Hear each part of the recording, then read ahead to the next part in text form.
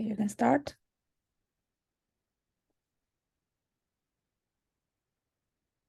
Hello and welcome to the annual module for Group Performance and Management. My name is Nimi and this is Shinru. We're from HR and we'll be taking you through this module today.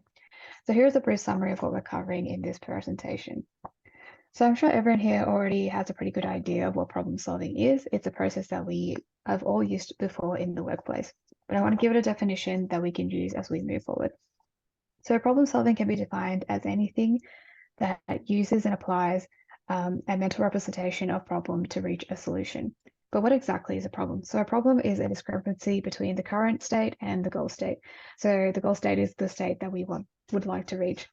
In this case, mental representation refers to the storage of beliefs, knowledge, and memories within the brain. So without a mental representation, problem solving can't occur. So in Wessel's model of problem solving, 4 steps are involved. So first, the problem is defined, which includes defining current state, goal state, and the set of available actions. So some problems won't have all of its components defined. The next step is to devise a strategy, which includes selecting an action that decreases the distance between the current state and the goal state. Next comes executing that strategy, and then finally evaluating the progress towards the goal. So how does this differ from what we've just referenced? Okay, so psychological dunk introduced functional fakeness as a connective bias that limited people to seeing only the traditional user or function of an object, overlooking other potential users. So this fakeness is a special manifestation of the mental representation that handle innovation and problem-solving ability because it restricts the fakeness and the openness effort. So the individual problem solving allow individuals may solve problem faster, their resource and the perspective and relative limited. So which matter lead to overlooking an important aspect when dealing with a complex problem. So individuals usually rely on their own knowledge and experience, which the decision-making process may be quicker.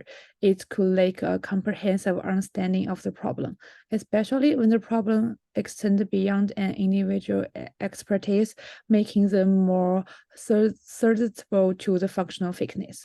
So team problem solving members can combine their diverse knowledge, skill, and experience, forming a broad pool of the resource.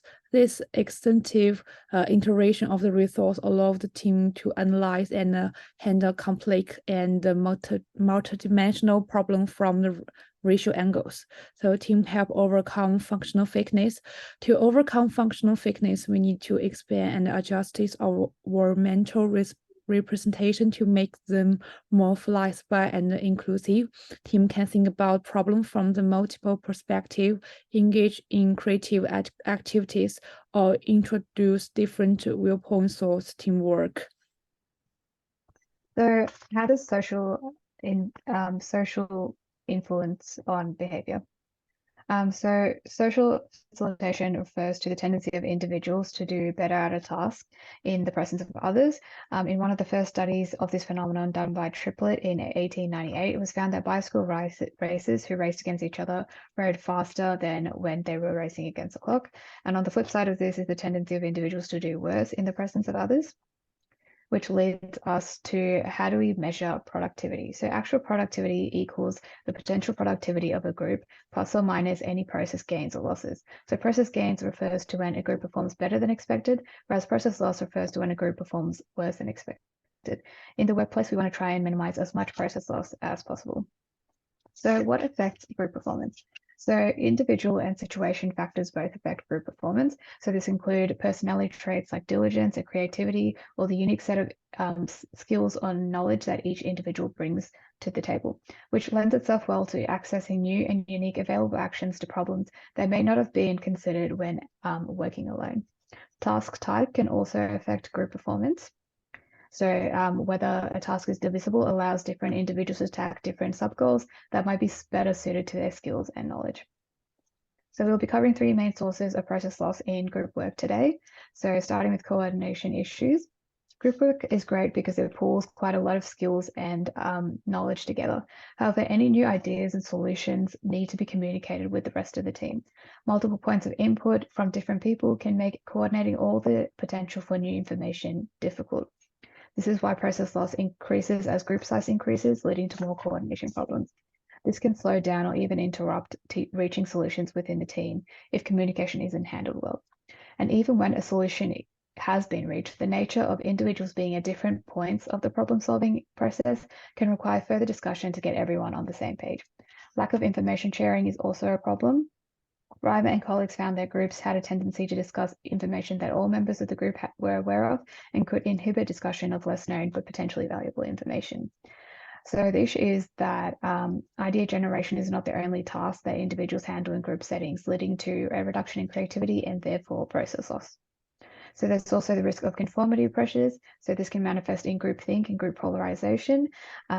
It's important to foster a work environment that values open discussion of ideas and not conformity to the group itself. So groupthink refers to poor group performance as a result of high conformity pressures, and this usually occurs in groups with high social identity and results in process losses because members may be unwilling to seek out unsettling information that may go against group approved ideas. Whereas group polarization is the phenomenon where attitudes of group members become even more extreme after discussion with the group, again, leading to process loss. And lastly, we have social loafing. So social loafing is a phenomenon of process loss whereby individuals do not work as hard in groups as they would by themselves. This was highlighted in the 1913 study conducted by Ringleman. So he conducted a study on men partaking in a tug-of-war competition to compare group performance between a group of 8 and a group of 3. He found that while overall the group of 8 performed better than the groups of 3, their performance was significantly worse than their expected performance, showcasing how individuals put in less effort when working in groups, especially in larger ones. Okay, so how to improve group worker? Creating circles is an effective strategy for the problem solving, helping to break down a large, complex problem into the manageable parts. By the established intermediate step, you can make similar dotting tick more achievable and the structure. This method not only clarify the path to the final goal, but also provide this opportunity for for the incremental success that can motivate continue efforts. So this is how to creating circles worker. So for the individual, creating circles help break down large or complex problem into the smaller. This simplification of the complex allow individuals to systematically and orderly address problems step by step, reducing stress and increasing a sense of the accomplishment. Completing each model in represent the achievement of circles, which not only maintain motivation but also help to better track project progress. So in a team environment, creating circles emphasize to the efficiency of collaboration and the resource collection.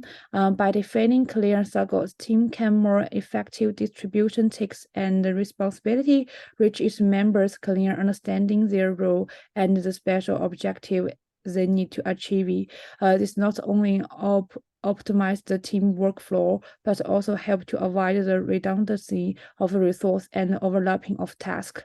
So creating circle can help clarify each team member's contribution, increasing transparency, enhance internal cohesion, and assess the team overall progress.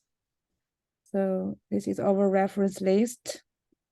So that's all for the module today. Thank you for listening, and we'll be sticking around if you have any questions. Thank you. Thank you.